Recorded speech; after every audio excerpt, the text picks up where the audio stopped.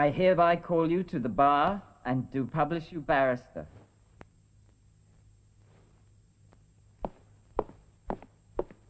Toast नए वकील के नाम, वो अपनी लड़ाई साहस से लड़े और उसे बहुत सफलता मिले। मेरे दोस्तों पर भगवान अपनी कृपा रखे और उन्हें तकलीफों से दूर रखे। भीम, मैं तुम्हारे लिए एक तोहफा लाई हूँ, ये बाइबल। बाइबल? मैं बाइबल पर एक किताब लिखने वाला हूँ और उसे तुम्हें समर्पित करूंगा। Well, thank you. अंबेडकर, तुमने सोचा होगा कि मैंने तुम्हें मुबारकबाद देने के लिए यहां बुलाया है। तुम्हें निराश करने के लिए मुझे अफसोस है, लेकिन तुम्हें इसे दोबारा लिखना होगा। तुम्हारे निष्कर्षों से हमारा कोई विरोध नहीं है, मगर मेरे ख्याल से वो गलत है। एग्जामिनर्स का भी यही मानना है। फिर भी हम किसी को अपने विचार बदलने के लिए नहीं कहेंगे, महज इसलिए कि हम चाहते हैं। इसलिए तुम अपने निष्कर्षों को वैसे का वैसा ही रखो अंबेडकर। सिर्फ अपने तेवर थोड़े से बदल दो, मतलब कि अपनी भाषा। ये एक इकोनॉमिक्स थीसिस की बात है अंबेडकर, हुकूमत को नीचा दिखाने का जरिया नहीं।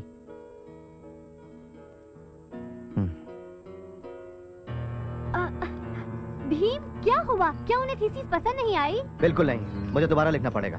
मैं यकीन नहीं कर सकती, पर क्यों? मेरी भाषा ने उन्हें नाराज कर दिया। जो सच है मैंने तो वही लिखा ना। साम्राज्यवाद मैंने तो पैदा नहीं किया था, उन्होंने किया था। भीम, अब तुम क्या करोगे? फिर से लिखूंगा।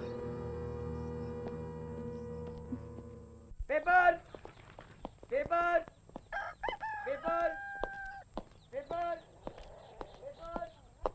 पेपर।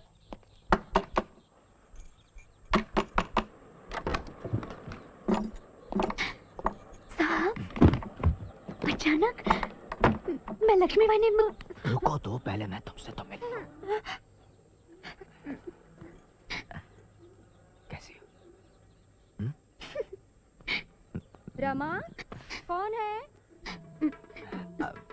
साहब। साहब,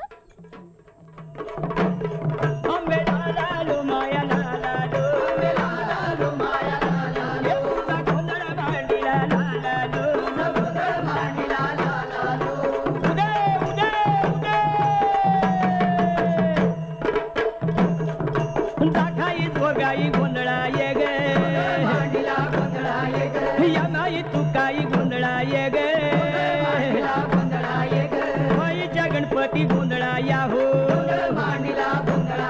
अनुरले सुरले गोंधळाया हो, यशवंत, ये पेन और कंपास बॉक्स तुम्हारे लिए। कल बाजार जाएंगे और नए कपड़े खरीदेंगे तुम्हारे लिए, तुम्हारी माँ और लक्ष्मी बहनी के लिए भी। ये है मेरी लॉ डिग्री। जानती हो उन्होंने क्या कहा? Bhimrao Ramji Ambedkar, I hereby call you to the bar and do publish you barrister.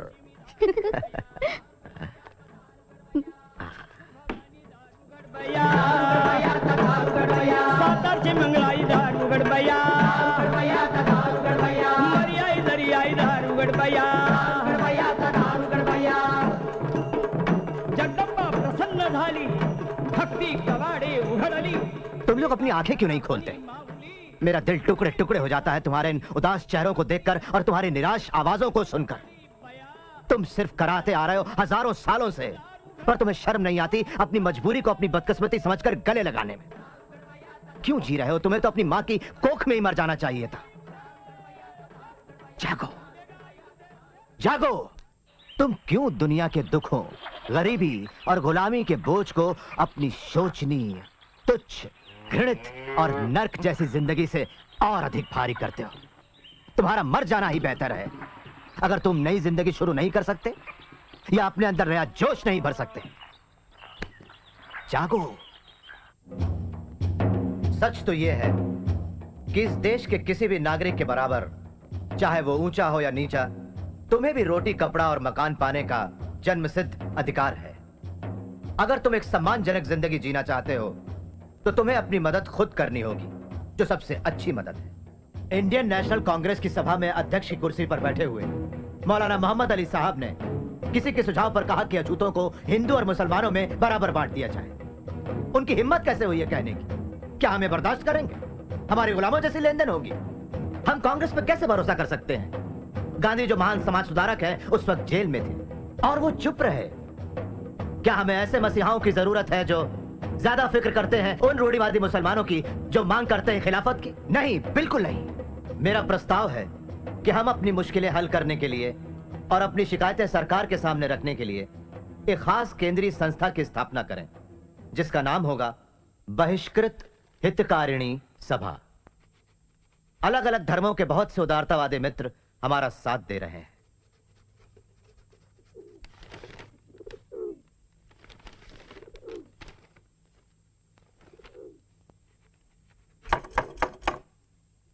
साहब, साहब, साहब, साहब। क्या चाहिए तुम्हें? इस घर में थोड़ी शांति नहीं मिल सकती? सुबह से कमरा बंद करके बैठे हैं, कुछ कुछ खाया तक नहीं। खाना नहीं खाऊंगा तो मर नहीं जाऊंगा मैं। तुम खा लो, मुझे कुछ देर के लिए अकेला छोड़ दो।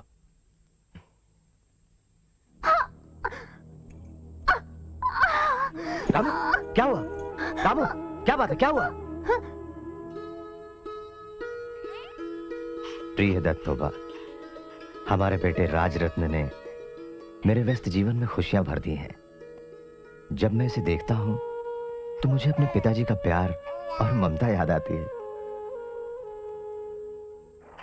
मैं अपने आप को एक अच्छे वकील के रूप में स्थापित करने की पूरी कोशिश कर रहा हूं।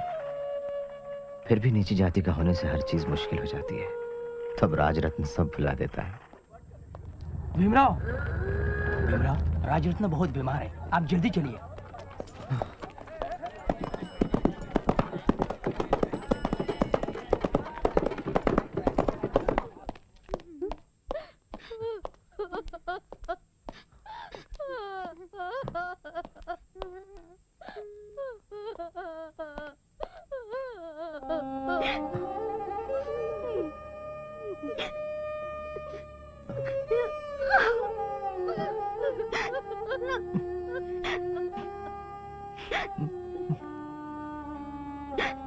वो अशुभ घड़ी भी आ ही गई और राजरत्न भी हमें छोड़कर चला गया।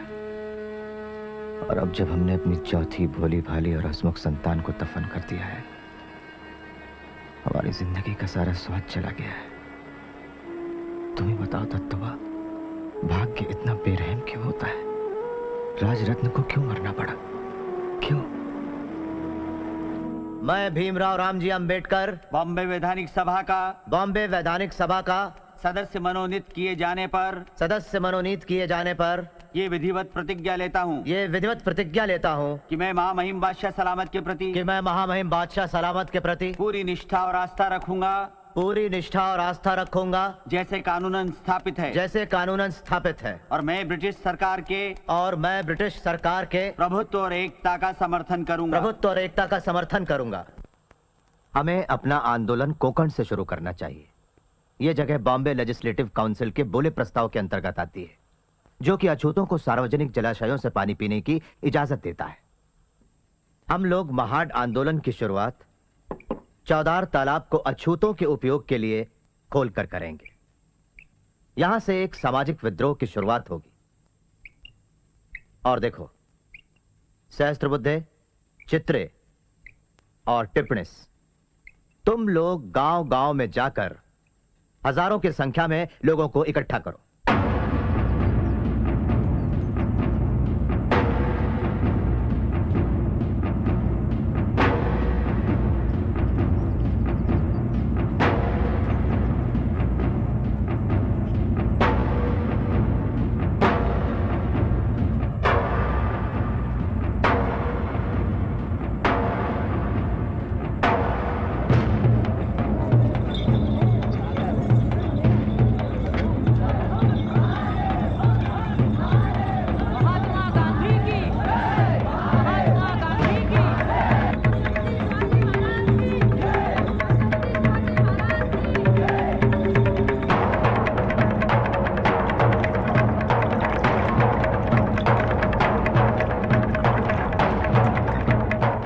आखिर में उन्होंने कॉन्फ्रेंस के लिए एक तमाशा थिएटर किराए पे लिया है और भारी संख्या में लोग महाड़ की तरफ कूच कर रहे हैं।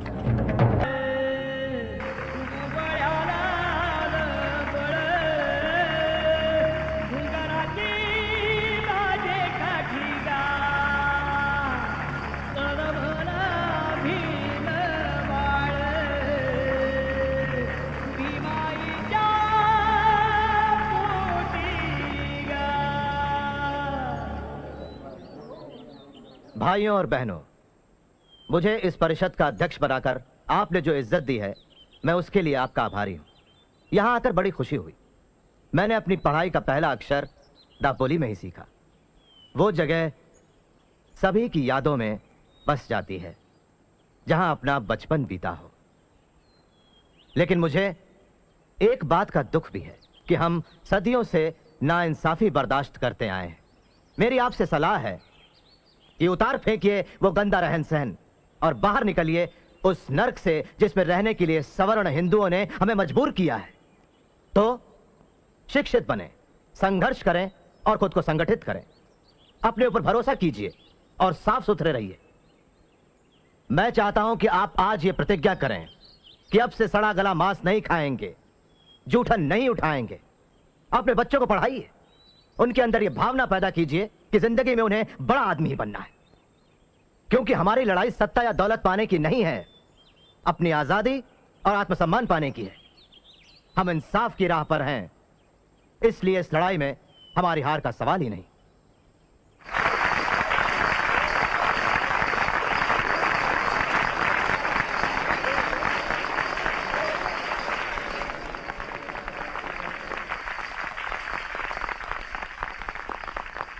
महाड के अछूतों को पीने का पानी बड़ी मुश्किल से मिलता है। उनकी समस्या दूर करने के लिए महाड म्युनिसिपैलिटी ने बोले प्रस्ताव के अंतर्गत चौदार तालाब 1923 में ही जनता के लिए खोला है। इसके बावजूद महाड के अछूतों ने इस प्रस्ताव पर अमल नहीं किया है। क्यों? क्योंकि साफ जाहिर है वे डरते हैं। मैं परिषद से अपील करता हूं कि वो इस मामले में दिशा दें। तो क्यों ना हम शांतिपूर्वक चौदार तालाब चलें और पानी पिए, जो हमारा कानूनन हक है। चलो चौदार तालाब।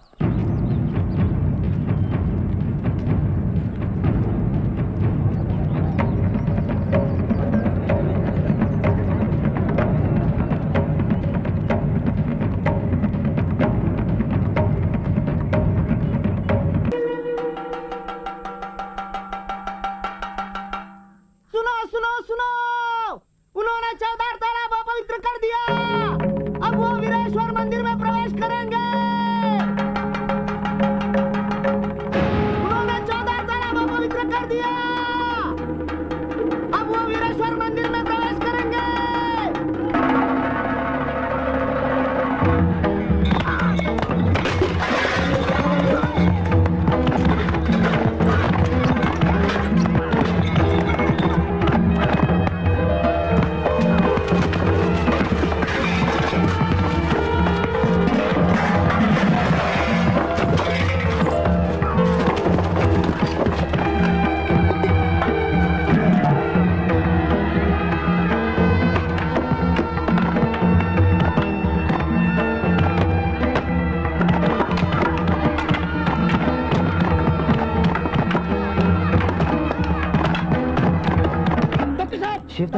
डॉक्टर साहब, दंगा हो गया। दंगा? हाँ, दंगा। उनके हाथों में लाठियां हैं और वो हमारे लोगों को बेरहमी से पीट रहे हैं। भगदड़ मची है, कुछ समझ नहीं आता। डॉक्टर साहब, आप उन्हें रोकिए।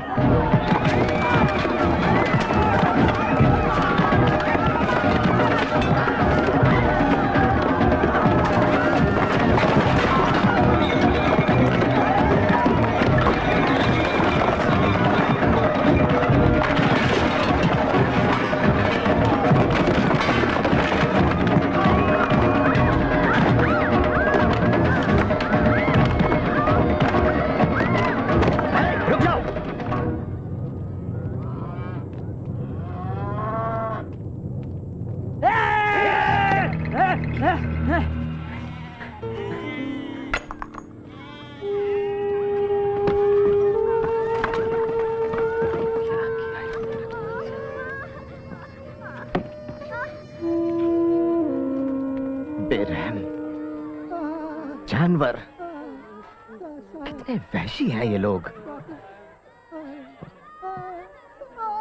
डॉक्टर अंबेडकर, जी, क्या आप अपने लोगों को काबू में करेंगे? अपने लोगों को? हाँ। चित्रे, टिप्रिस, ये हमारे लोगों को रोकने को कह रहे हैं। ठीक है, मैं अपने लोगों को रोकता हूं, लेकिन आप बाकी लोगों को रोकिए। ठीक है। क्या अब आप मंदिर में घुसने की तैयारी में हैं? मंदिर? हमारी परिषद खत्म हो चुकी है, लोग शांति से चले गए हैं। हम हमेशा कानून का पालन करते हैं, और याद रखिए तालाब कानूनन सबके लिए खुला है। आप हमें आज्ञा दीजिए, हम उनका सिर फोड़ देंगे। शांत रहिए, शांत रहिए। मेरी विनती है कि शांति और सद्भाव बनाए रखें। हम कानून का पालन करते हुए यहाँ तक पहुंचे। कानून अपने हाथ में ना लें। हम और ज्यादा खून खराबा और बर्बादी नहीं होने देना चाहते। शांति से अपने गांव लौट जाएं, मेरी यही विनती है। जाइए।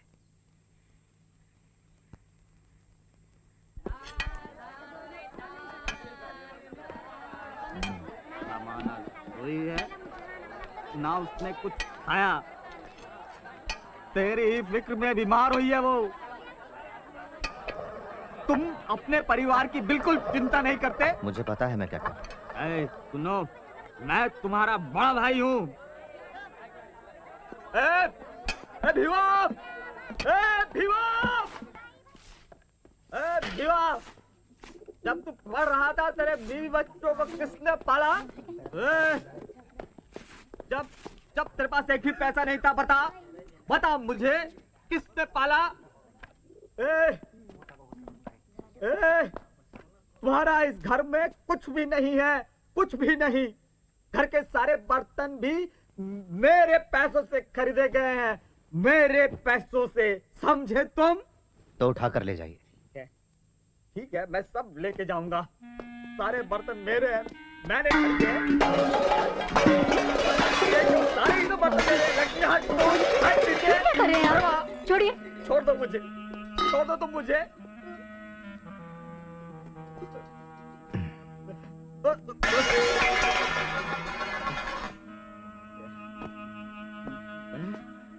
मैं कभी इस घर में अपने पैर नहीं रखूंगा, कभी नहीं रखूंगा, समझे?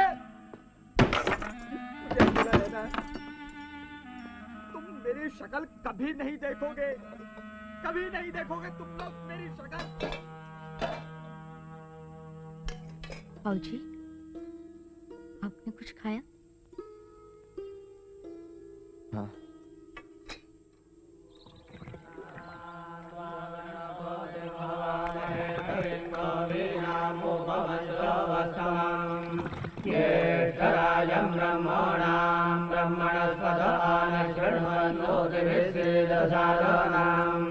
ओम भर्गो देवस्य धीमहि धियो यो न प्रचोदयात्। ओम गन्धद्वारान् राधर्षान् यज्ञपुष्पान् गरीषीन् ईश्वरीं सर्वभूतानां। प्यारे पाठकों, मूक नायक को बंद करना पड़ा। उसकी जगह मैं एक नया पाक्षिक शुरू कर रहा हूं, जिसका नाम होगा बहिष्कृत भारत, जो पीड़ित वर्ग की शिकायतों को आवाज देगा। मैं दूसरी उपजातियों से भी अनुरोध करूंगा कि वो एक होकर महाड के सत्याग्रह को मजबूत बनाए। आपके लिए टेलीग्राम है अमेरिका से। आपको बधाई दी है। लिखा है आपने एक अभूतपूर्व सामाजिक क्रांति की नींव रखी है। क्या उन्हें ये मालूम नहीं कि तालाब शुद्ध कर दिया गया है? एक और टेलीग्राम बनारस से आया है। लिखा है, हम आपकी हरकत का विरोध करते हैं। इन हरकतों से बाज नहीं आए तो ठीक नहीं होगा। अरे यार, 2 चाय ले, 4 नंबर पे। फारूक भाई, हमें कुछ खाने को दीजिए। और बहिष्कृत भारत का नया अंक। सारी प्रतियां बिक गई। शाबाश। काउंसिल की मीटिंग कैसी रही? तूफानी। तो बताओ, क्या स्थिति है महाड में? मोरे, सवर्णों ने उन अछूतों के बहिष्कार की घोषणा की है जो महाड आए थे। वहाँ के सारे गांव में हमारे लोगों को कड़ी परेशानियों का सामना करना पड़ रहा है। सवर्ण उन्हें अनाज तक नहीं देते, कोई ना कोई बहाना ढूंढकर मारपीट करते रहते हैं। कईयों को तो जेल में डाल दिया। उन्होंने मुझे भी इतना मारा कि उनके नसीब में है सिर्फ धमकियां और अत्याचार।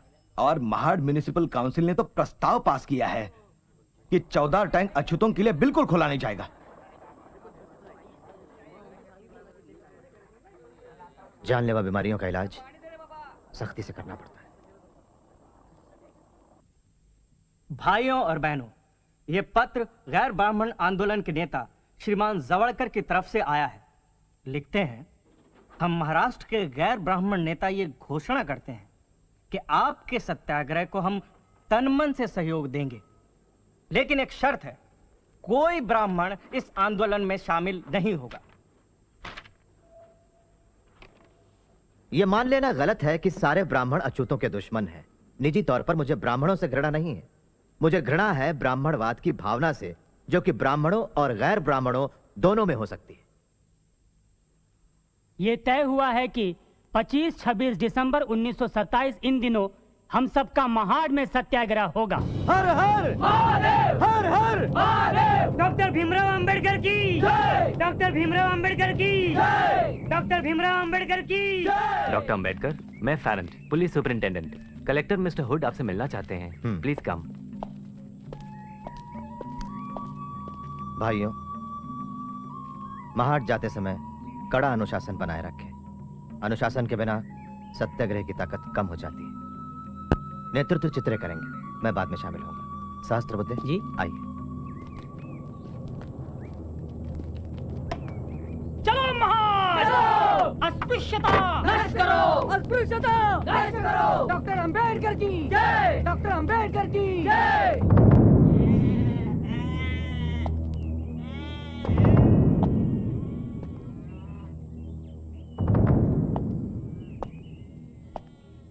नजर रखना कि कोई टैंक के नजदीक आने ना पाए, ठीक है?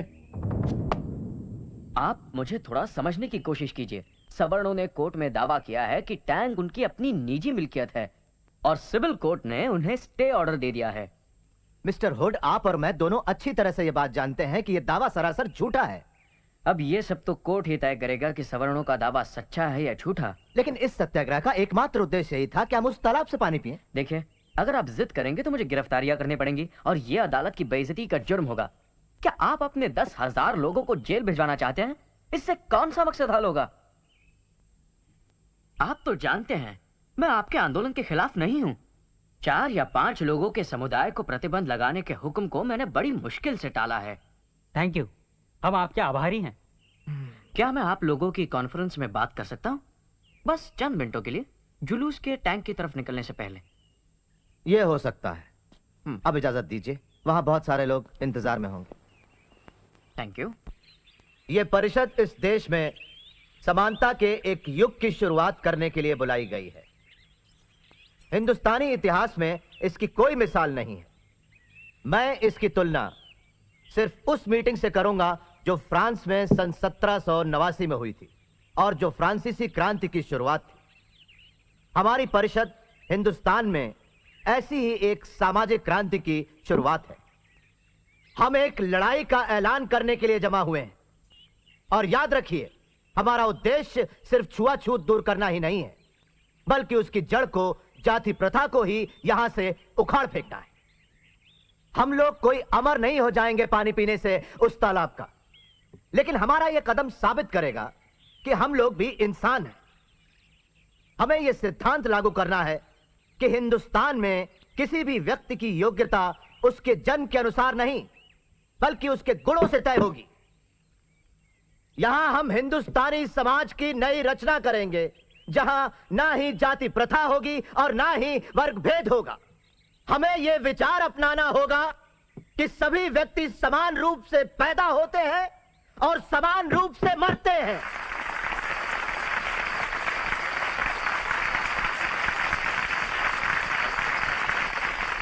चलो नष्ट करें असमानता से भरे हुए पौराणिक हिंदू धर्म ग्रंथों की सत्ता को। भाइयों और बहनों, धर्म और गुलामी एक साथ नहीं चल सकते।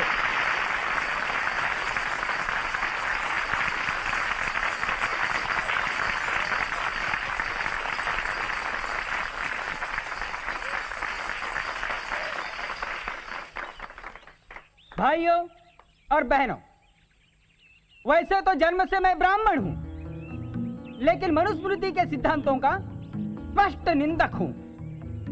वो प्रतीक धर्म का नहीं बल्कि भेदभाव, क्रूरता और अन्याय का प्रतीक है। मेरा तो प्रस्ताव है कि पीढ़ी दर पीढ़ी चले आ रहे दुखों की इस जड़ का, मनुस्मृति का खुले आम दहन किया जाए।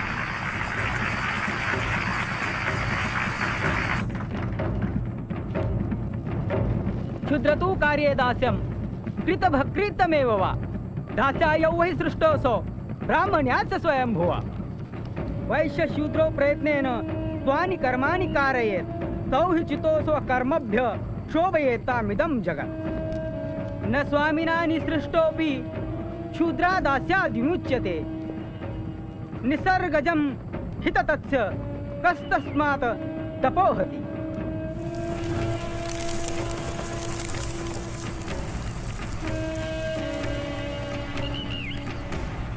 प्रिय भावराव, कांग्रेस ने साइमन कमीशन का बहिष्कार किया है और मोहम्मद अली जिन्ना ने भी।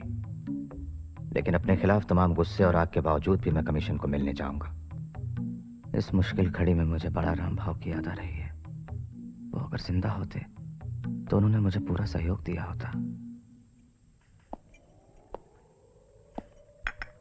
लॉ कॉलेज में पढ़ाने के बाद आज मैं पूना जा रहा हूँ। वहां कल मेरी साइमन कमीशन के साथ मीटिंग है। साहब, अपना ख्याल रखना।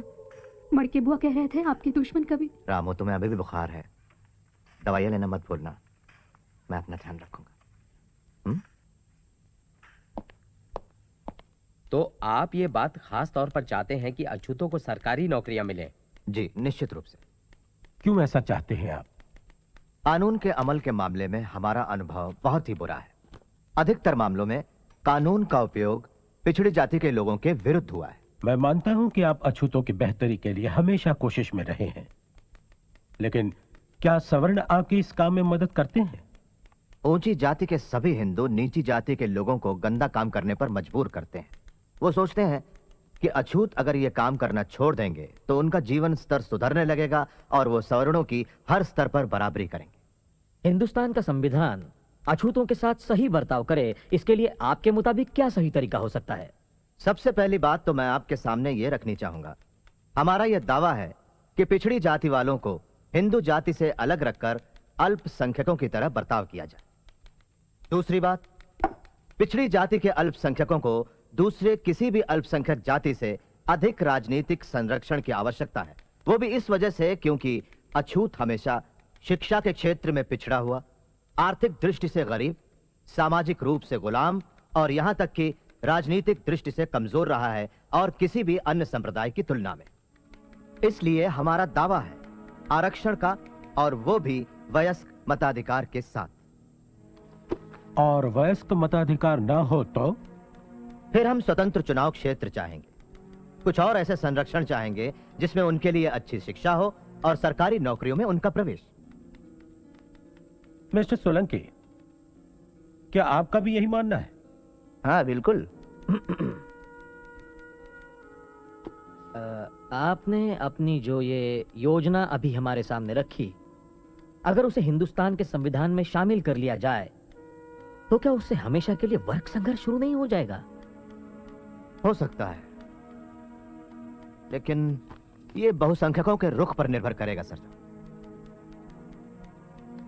आप एक दूरदर्शी राजनीतिज्ञ हैं और आप ऐसी मांगे हरगिज नहीं करना चाहेंगे। मेरा दृढ़ विश्वास है और मेरी ये इच्छा है कि कभी सारा हिंदुस्तान एक होगा, और यकीन है कि वो समय आएगा जब इन सब बातों की कोई आवश्यकता नहीं होगी। लेकिन वो निर्भर करेगा कि अल्पसंख्यकों के प्रति बहुसंख्यकों का रुख कैसा है। अछूतों के कुल कितने लोग हैं जो वकालत के पेशे में हो? मैं अकेला ही। और कोई सवाल gentleman? Thank you doctor Ambedkar, mister Solanki. Thank you major Attlee. ब्रिटिशों के हस्तक, ब्रिटिशों के हस्तक, अंबेडकर, अंबेडकर, अंबेडकर, देशद्रोही अंबेडकर, अंबेडकर, अंबेडकर, देशद्रोही अंबेडकर। डॉक्टर साहब, क्या आपको ऐसा नहीं लगता जो लोग देश की आजादी के लिए शोर मचा रहे हैं उनका व्यवहार बिल्कुल असंगत है? हाँ, बिल्कुल। उन लोगों ने साउथ अफ्रीका में बसे भारतीयों और ब्रिटेन में बसे भारतीय विद्यार्थियों के साथ हुए अपमानजनक व्यवहार के खिलाफ तो जोरदार विरोध प्रकट किया, मगर साथ ही अपने देशवासियों और धर्म भाइयों को मानव अधिकारों से वंचित रखा। यह व्यवहार असंगत, खुदगर्जी भरा हुआ और बेशर्मी का है। इसलिए मेरा संपादकीय कहता है कि हमें पूरी ताकत के साथ कदम उठाना चाहिए ताकि ये पता चल जाए सवर्णों को कि छुआछूत का पालन करना उतना ही खतरनाक है जितना जबान पर दहकता हुआ कोयला रखना।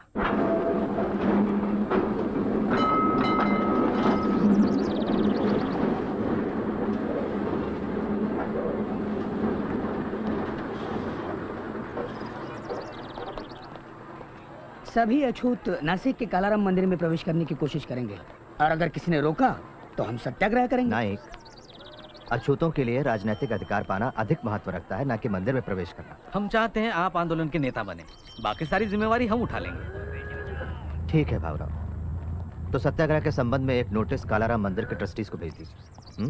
ओम गणानान्त्वा गणपतिं हवामहे कविं कवीनामुपवेश्रवस्तमं ज्येष्ठराजं ब्रह्मणां ब्रह्मणस्पत आनशृण्वन्नोतिभिश्रीरसादनो स्वाहा। हम समाचार पत्र द्वारा अस्पृश्यों को उत्तर दे रहे हैं। मैं पढ़कर सुनाता हूँ। सेवा में श्री नारायण गाडगीळ, संपादक कोहिनूर। श्री कालाराम मंदिर पंचवटी के न्यासी मंदिर के मालिक नहीं हैं। उन्हें मंदिर की परंपरा में हस्तक्षेप करने का कोई अधिकार नहीं। मंदिर की स्थापना से ही हमारे पूर्वज यहाँ के पुजारी नियुक्त किए गए थे और हम इस परंपरा का प्रामाणिकता से पालन कर रहे हैं। हम पुजारी इस मंदिर की सर्वोच्च शक्ति है। अगर न्यासियों ने अपने अधिकारों का उपयोग मंदिर की पवित्रता भंग कर अस्पृश्यों को मंदिर में प्रवेश दिलाने के लिए किया तो हम तीव्र विरोध करेंगे।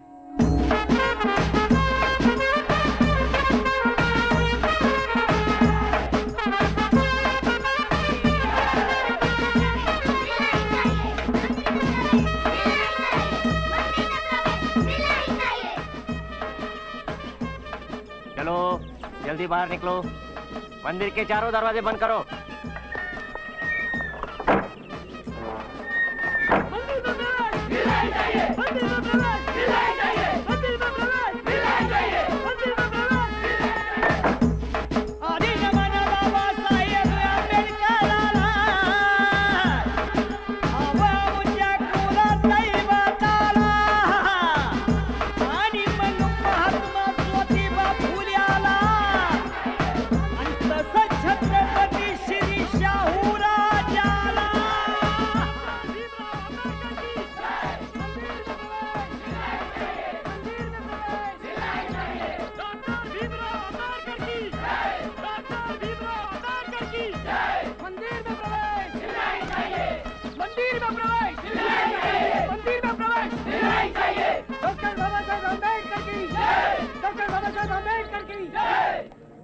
डिस्ट्रिक्ट मैजिस्ट्रेट के आदेश से मंदिर के चारों दरवाजे बंद कर दिए गए हैं।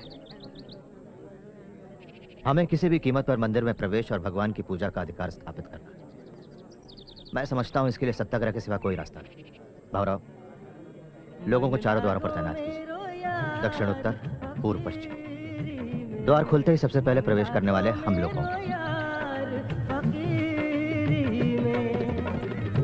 जो सुख पायो राम भजन में, जो सुख पायो राम भजन में, सो सुख नाही अमीरी में। मन लागो मेरो यार फकीरी में, मन लागो मेरो यार फकीरी में। डॉक्टर अंबेडकर, आपको नहीं लगता कि द्वार पर इकट्ठा होकर लोगों को अंदर न जाने देना एक जुर्म है? हाँ है मिस्टर गॉर्डन, मैं जानता हूँ। अगर मैं इंडियन पिनल कोड की धारा 144 लागू कर दूं तो आपके सिर्फ 4 लोग ही रह पाएंगे। इसके बावजूद भी हम लोग अपने अधिकार पाने के लिए संघर्ष करेंगे। छेड़ू ना पत्ता छेड़ू ना कोई जीव सताऊं, पात पात में प्रभु बसत है, वही शीस नवा। रथ यात्रा के संबंध में आप कौन सा कदम उठाने वाले हैं? हम अछूत भगवान का रथ खींचने वाले लोगों में शामिल हो जाएंगे और रथ में रखी हुई मूर्ति की पूजा करेंगे। यही तो परंपरा रही है। सवर्ण हिंदू मंदिर के मुख्य द्वार तक रथ खींच कर लाएंगे। द्वार से 10 फीट के बाद वो लोग रथ छोड़ देंगे और फिर उसके बाद आपके लोग रथ की रस्सी को खींचेंगे। क्या आपको ये मंजूर है? हाँ, मुझे मंजूर है। और क्या रंग चढ़ाऊं, कहत कबीर सुनो भई। हमें 50 लोग चुनने हैं उस रथ को खींचने के लिए। लेकिन 5000 लोगों में से 50 कैसे चुनेंगे? उन्हें चुनिए जो भारी भरकम और तगड़े हों।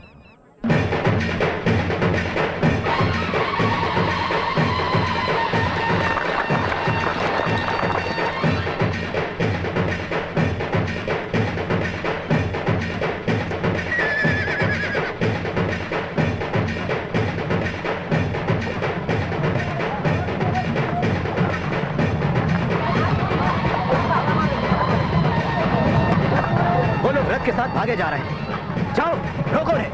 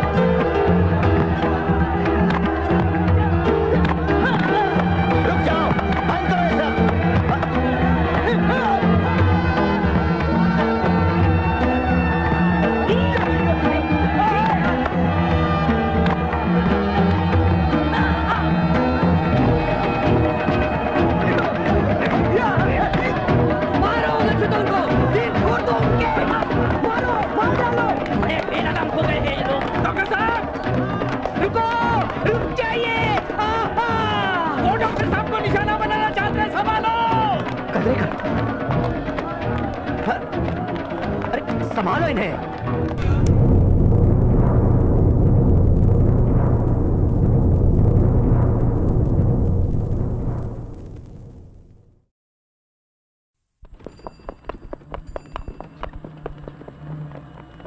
मेरी बात सुनो नाइक।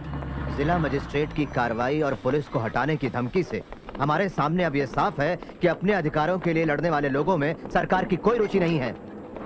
ऐसी सरकार किसी के काम की नहीं है। मैं नासिक के मजिस्ट्रेट के निष्कर्षों से सहमत नहीं। इस मामले में अपना बयान मैं सरकार को पहले ही लिखकर भेज चुका हूँ, जो कि सही है। डॉक्टर साहब, कहिए। वायसराय साहब ने भेजा है। धन्यवाद।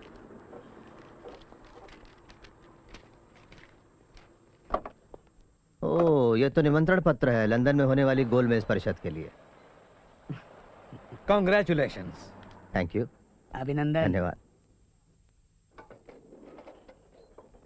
प्रिय चित्रे, कांग्रेस और मिस्टर गांधी ने गोलमेज परिषद का बहिष्कार किया है।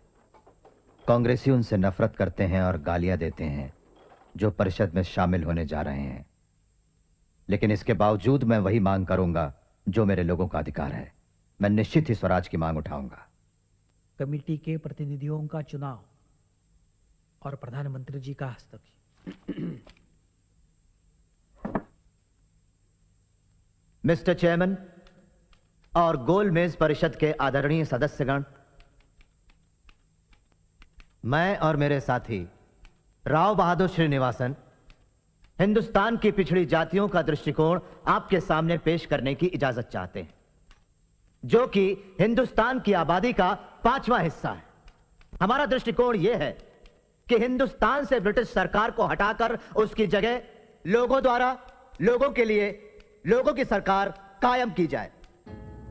पिछड़ी जातियों ने ब्रिटिशों का इस उम्मीद से स्वागत किया था कि वो उन्हें कट्टर सवर्णों के दमन और अत्याचार से मुक्ति दिलाएंगे। ब्रिटिशों के पहले हम लोग मंदिर में नहीं जा सकते थे, क्या आज जा सकते हैं? ब्रिटिशों के पहले अछूत पुलिस और सेना दल में भर्ती नहीं हो सकते थे। क्या वो अवसर अब है हमारे लिए? हमारे सारे घाव आज भी खुले हुए हैं और टीस दे रहे हैं। हालांकि ब्रिटिश शासन के 150 साल बीत चुके हैं। हिंदू उन पर हक जमाते हैं उनको उनके अधिकारों से वंचित करने के लिए, और मुसलमान उनके अलग अस्तित्व को इसलिए मान्यता नहीं देते क्योंकि उनको डर है शायद कि एक प्रतिद्वंद्वी को शामिल करने से उनके अधिकार कम हो जाएंगे। सरकार द्वारा दबाए, हिंदुओं द्वारा सताए और मुसलमानों द्वारा उपेक्षित हमारा पीड़ित वर्ग बिल्कुल ऐसी निस्सहाय एवं दयनीय स्थिति में है जिसकी इस दुनिया में और कोई मिसाल नहीं। इसलिए हमारा मानना है कि पिछड़ी जातियों की समस्याएं तब तक नहीं सुलझ सकती जब तक कि राजनीतिक सत्ता उनके हाथों में नहीं आती। आज देश का जो तेवर है उसमें ऐसा कोई भी संविधान कारगर नहीं होगा जो देश की आबादी के बड़े हिस्से को मंजूर ना हो।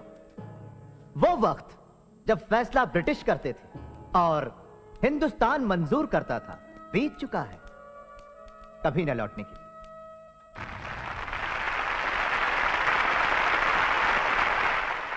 डॉक्टर अंबेडकर, आज तुम छा गए। भाषण देने का आपका तरीका कॉन्फ्रेंस में सबसे अच्छा था।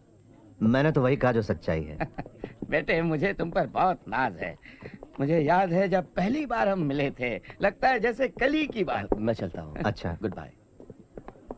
सर, जब बात चली रही है तो मैं आपके कर्ज के बारे में। कैसा कर्ज? मेरी पढ़ाई के लिए। ओह, वो स्कॉलरशिप था। डॉक्टर अंबेडकर, आप बहुत अच्छा बोले। Thank you. जी हाँ, मैं भी यही समझा था, लेकिन पिछले 6 साल से दीवान जी लगातार चिट्ठियां लिखकर वो कर्ज वापस करने की मांग कर रहे हैं। उन्होंने कॉलेज को भी चिट्ठी लिख दी जहाँ मैं पढ़ाता हूँ। ये उसका पागलपन है। मैं माफी चाहता हूँ बेटा, तुम उसकी चिंता मत करो।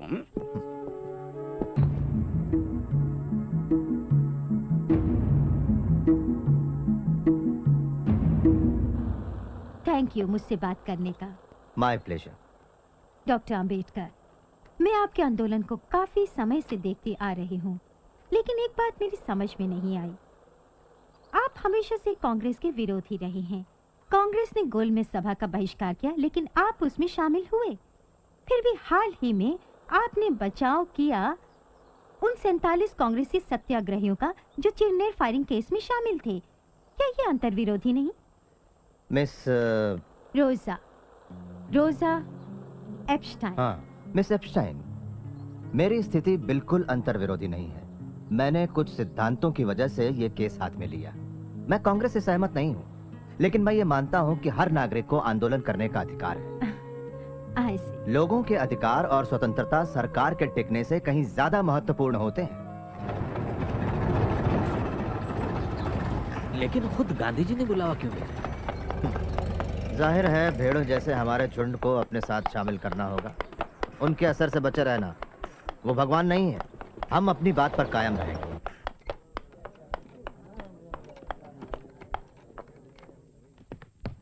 नमस्ते। नमस्ते। बापूजी छत पर हैं। नमस्ते। आइए। नमस्ते। कहाँ तक सीखा चरखा चलाना मेरा बहन? मैं कोशिश कर रही हूँ बापू। गुड। तुम बिल्कुल सही काट रही हो। ध्यान दोगी, लगन के साथ करोगी, तो एक दिन तुम निपुण हो जाओगी। बिल्कुल सही। Good good, that is right. Bapuji, doctor Ambedkar આવ્યા છે। हाँ हाँ हाँ, डॉक्टर आंबेडकर, आप मुझसे मिलना चाहते थे? गांधी जी, आपने ही मुझे चिट्ठी भेजकर बुलाया था। हाँ हाँ हाँ, याद आया। पता चला है कि आपको शिकायत है मुझसे और कांग्रेस से। मैं आपको बता दूं, अछूतों की समस्या को लेकर मैं चिंतित रहा हूं मेरे बचपन से। तब आप पैदा भी नहीं हुए थे डॉक्टर अंबेडकर। मेरे प्रयासों से ये बात कांग्रेस के मंच पर भी उठाई गई, और यही नहीं, हमने 20 लाख रुपए भी दिए हैं अछूतों के जीवन सुधार के लिए। आश्चर्य की बात है कि आप जैसा व्यक्ति कैसे विरोध कर सकता है मेरा और कांग्रेस का। असल में कांग्रेस ने इस समस्या को समझने का सिर्फ दिखावा किया है, दाम्भिकता भरे झूठे और खोखले आश्वासन देकर। आपने कहा कि कांग्रेस ने 20 लाख खर्च की। मैं कहता हूं कि व्यर्थ खर्च की। अगर कांग्रेस अपना दायित्व समझती है तो कांग्रेस का सदस्य बनने की शर्त होनी चाहिए छुआछूत ना मानना, ना कि खादी पहनना। आप कहते हैं कि ब्रिटिशों के मन में हमारे लिए कोई बदलाव नहीं आया।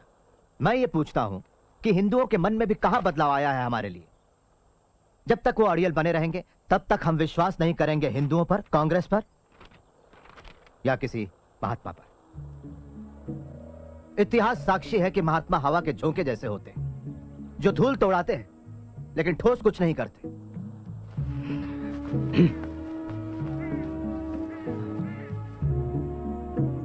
गांधी जी मेरी कोई मातृभूमि नहीं। लेकिन ये सारा देश आपकी मातृभूमि है डॉक्टर अंबेडकर। और जहां तक राउंड टेबल कॉन्फ्रेंस के बारे में मैंने पढ़ा, उससे यह साबित होता है कि आप एक सच्चे और निष्ठावान देशभक्त हो। इसे मैं अपनी मातृभूमि कैसे कह सकता हूं जहां कुत्ते बिल्लियों जैसा सलूक होता है हमारे साथ? हम लोगों के साथ जो बर्ताव होता है वो इतना असहनीय है कि अगर हम कभी निष्ठावान ना रह पाएं तो दोष इस मिट्टी का होगा, ना कि हमारा। कांग्रेसियों ने हमारे आंदोलन का विरोध किया, देशद्रोही कहा, और आप मुझे देशभक्त कह रहे हैं।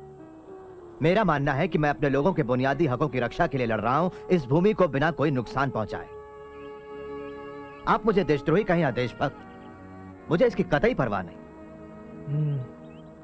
तो आपकी हमसे क्या अपेक्षा है डॉक्टर?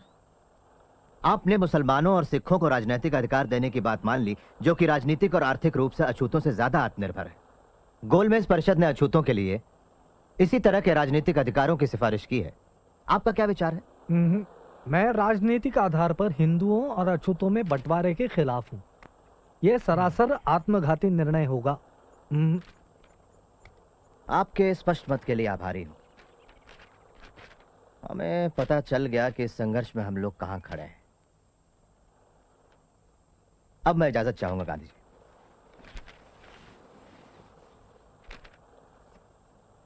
इतना असंयम? महादेव भाई। जी बाबू। उन्होंने ऐसा क्यों कहा कि उनकी कोई मातृभूमि नहीं?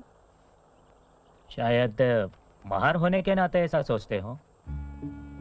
डॉक्टर अंबेडकर क्या महार हैं? सारी दुनिया जानती है बापू। सारी दुनिया जानती होगी पर मैं नहीं। मुझे किसी ने क्यों नहीं बताया उनके बारे में?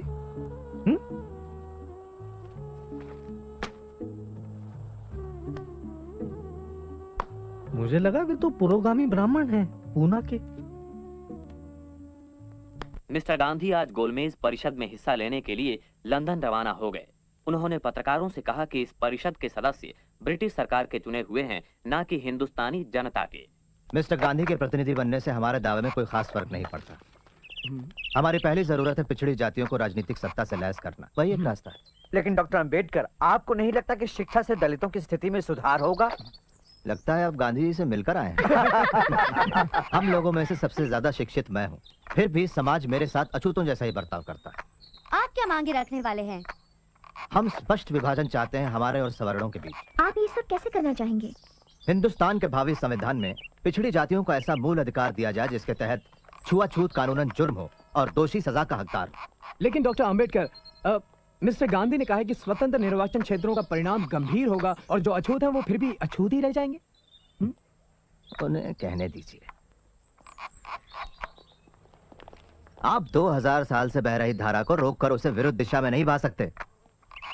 दमन करने वाले कभी मसीहा नहीं बन सकते। हम राजनीतिक सत्ता चाहते हैं, न कि सिर्फ खूबसूरत शब्द, अच्छे इरादे या दान। एक और सवाल doctor Ambedkar please. Mister chairman, मैं जानता हूं प्रतिनिधियों के दिमाग में क्या है। अल्पसंख्यक वर्गों के उचित प्रतिनिधित्व का प्रश्न। हम राजी हैं मुसलमानों और सिखों को विशेष स्थान देकर समझौता करने के लिए, अर्थात इसके कुछ ठोस ऐतिहासिक कारण भी हैं। लेकिन जहां तक अछूतों का सवाल है, मैं और कांग्रेस दोनों विरुद्ध हैं उन्हें खास प्रतिनिधित्व देने के मामले में। अछूत हिंदू धर्म का ही एक हिस्सा है और उन्हें इससे अलग नहीं किया जा सकता। धन्यवाद। हमारे खिलाफ लड़ाई का बिगुल बच गया। भीम, क्या हुआ? उन्होंने अल्पसंख्यक कमेटी को स्थगित कर दिया है। मैंने सुना है कि वो मुसलमानों के साथ एक सौदा करने वाले हैं। सौदा किस तरह का? कांग्रेस मुसलमानों की 14 मांगे मान लेगी अगर मुसलमान हमारा विरोध करें तो।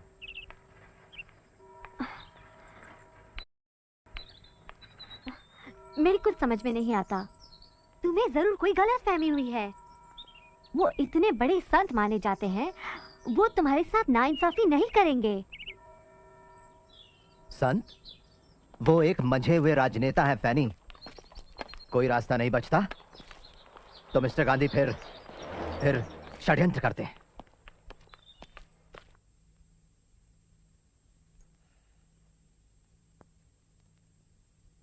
मिस्टर प्राइम मिनिस्टर और साथियों,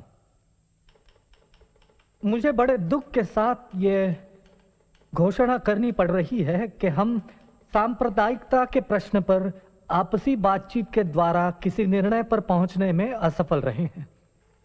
ये असफलता कमेटी के गठन में ही छिपी थी, जिसके सदस्य सरकार के प्रतिनिधि तो हैं मगर जनता के प्रतिनिधि नहीं हैं। जहां तक कांग्रेस का सवाल है, वो सारे हिंदुस्तान का प्रतिनिधित्व करती है, जिसमें अछूत भी शामिल है। और मिस्टर चेयरमैन सर, मुझे इस बात में जरा सा भी शक नहीं है कि अपने समुदाय का पूरी तरह से प्रतिनिधित्व मैं करता हूं, पर महात्मा जी का दावा है कि कांग्रेस मुझसे ज्यादा अछूतों का प्रतिनिधित्व करती है। मैं इतना ही कहूंगा कि ये उन तमाम झूठे बयानों में से एक है जो गैर जिम्मेदार लोग अक्सर देते रहते हैं।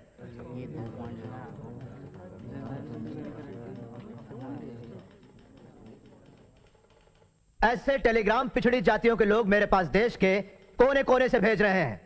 उनका कांग्रेस के आंदोलन पर बिल्कुल भरोसा नहीं है और वे कांग्रेस कार्यकर्ताओं के काम के तरीके का विरोध करते हैं। मैं एक और बात बताना चाहता हूं मिस्टर प्राइम मिनिस्टर कि अछूत वर्ग हिंदुस्तान में सत्ता परिवर्तन के लिए शोर नहीं मचा रहा है, लेकिन अगर यह हस्तांतरण होता है तो सत्ता सिर्फ कुछ लोगों के हाथों में, विशिष्ट वर्गों में या किसी खास दल के कब्जे में नहीं होनी चाहिए। उस सत्ता में सारे समुदायों की सही साझेदारी होनी चाहिए।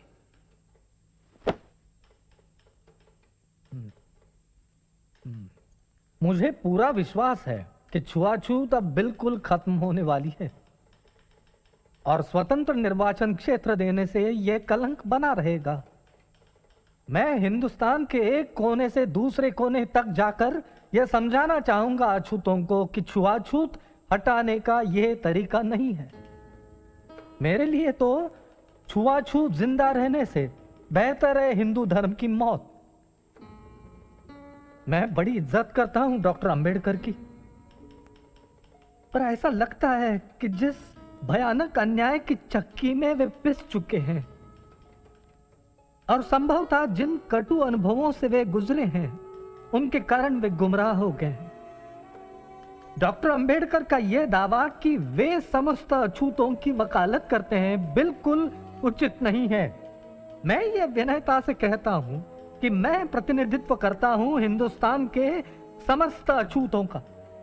अछूतों के राजनीतिक अधिकारों की जो लोग बातें करते हैं, अपने हिंदुस्तान को कतई नहीं जानते।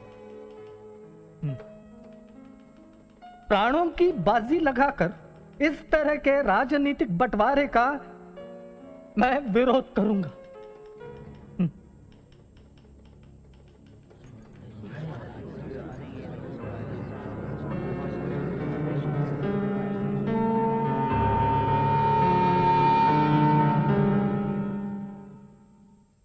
ये सरकार जातियों के आपसी मतभेदों को संविधान बनाने के काम में रुकावट नहीं डालने देगी। इसलिए जातियों के आपसी मतभेदों को आप कभी भी ज्यादा अहमियत ना दें। आप लोग, आप में से हर एक, इस कमेटी का हर एक सदस्य जातिगत सवाल को हल करने के लिए अपने हाथों दरखास्त लिखकर क्या मुझे भेजेगा और क्या मेरे फैसले को मानेगा। Thank you.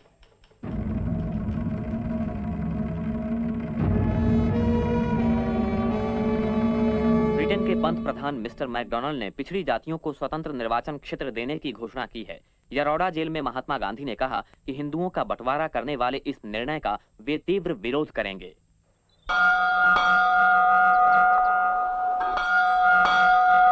इसलिए हमने ये हमारा दायित्व समझा कि अल्पसंख्यकों के अधिकारों की रक्षा करने के लिए उन्हें उचित अनुपात में विधानमंडल का प्रतिनिधित्व दिया जाए।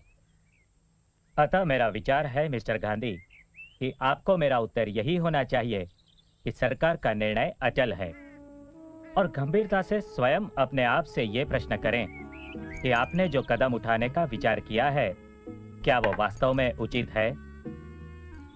आपका परम शुभचिंतक रैमसे मैकडोनल्ड।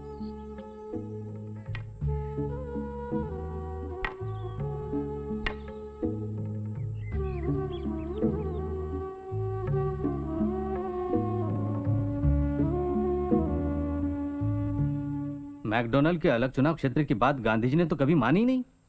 लेकिन मुसलमान, सिख और ईसाइयों को तो अलग चुनाव क्षेत्र दिए गए हैं। वो उसका विरोध क्यों नहीं करते? सिर्फ हमें ही परे रखने की कोशिश क्यों कर रहे हैं वो? महात्मा जी के तरीकों की गहराई को समझना हम सामान्य जनों के बस में कहा। लेकिन महात्मा भी कोई अमर व्यक्ति नहीं है, ना ही कांग्रेस। महात्मा जी का विरोध करने के बजाय आप ये क्यों नहीं मान लेते कि वो छुआछूत दूर करने की बात को गंभीरता से ले रहे हैं? बहुत सारे महात्मा हिंदुस्तान में आए जिनका उद्देश्य छुआछूत दूर करना तो था, लेकिन कोई भी सफल नहीं हुआ। महात्मा आए और महात्मा चले गए, लेकिन अछूत फिर भी अछूत ही रह गए।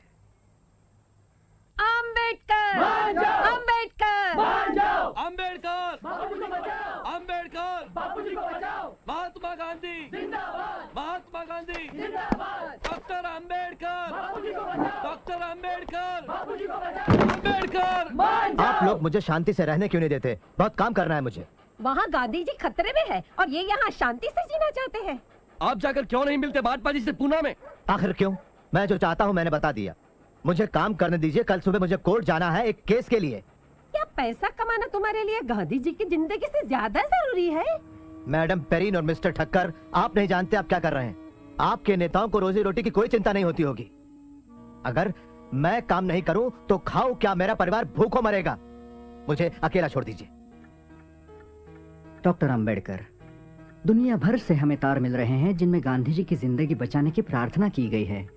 महात्मा जी को बचाना ही चाहिए, लेकिन हमारे हकों के सामने आप गांधी जी की जिंदगी का प्रश्न आखिर क्यों खड़ा कर रहे हैं? आप चाहे तो मुझे फांसी दे दीजिए, लेकिन अपने लोगों के हकों की बलि नहीं चढ़ाऊंगा सिर्फ गांधी जी की जिंदगी बचाने के लिए। आप गांधी जी से विनती करें कि वो अपना उपोषण एक हफ्ता विलंबित करें और फिर हल ढूंढिए इस समस्या का। गांधी जी के पास लोगों से बात मनवा लेने के अपने तरीके हैं। हमें भी अपनी इच्छा शक्ति दिखानी होगी।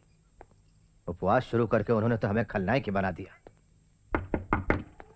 कौन है? बहनी, आपको तो बुखार था, आपको नहीं आना चाहिए था। उन्होंने अपना खाना बिना छुए ही भेज दिया। मुझे पता है वो बीमार थे इंग्लैंड में। बैठो। क्यों अपने आप को मारने पर तुली हुई हो? और भी बहुत सी परेशानियां हैं मुझे। खाएंगे नहीं? रमा, करीब 12 बजने को है। उपवास अब शुरू होगा।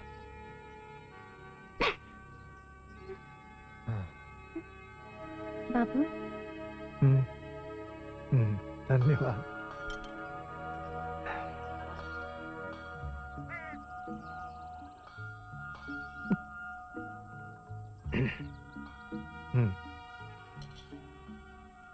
वल्लभ भाई,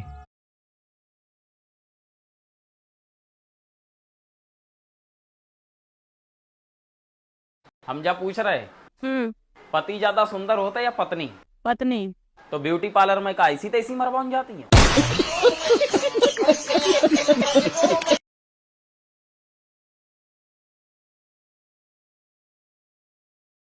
जाग गया तो समझो कि ये 15% यहाँ से भाग गया। मूर्तियां ने तोड़ो सो खुदरितों के घर फोड़ो सो आतंक मचाया से अब सहन न करेगी यारो भीम आर्मी, अब जुल्म न सहेगी यारो भीम आर्मी। हम भड़केंगे उन पे जो गलत नियत रखते हैं हमारी बहनों की तरफ, हम भड़केंगे उन पे जो हमारे भाई।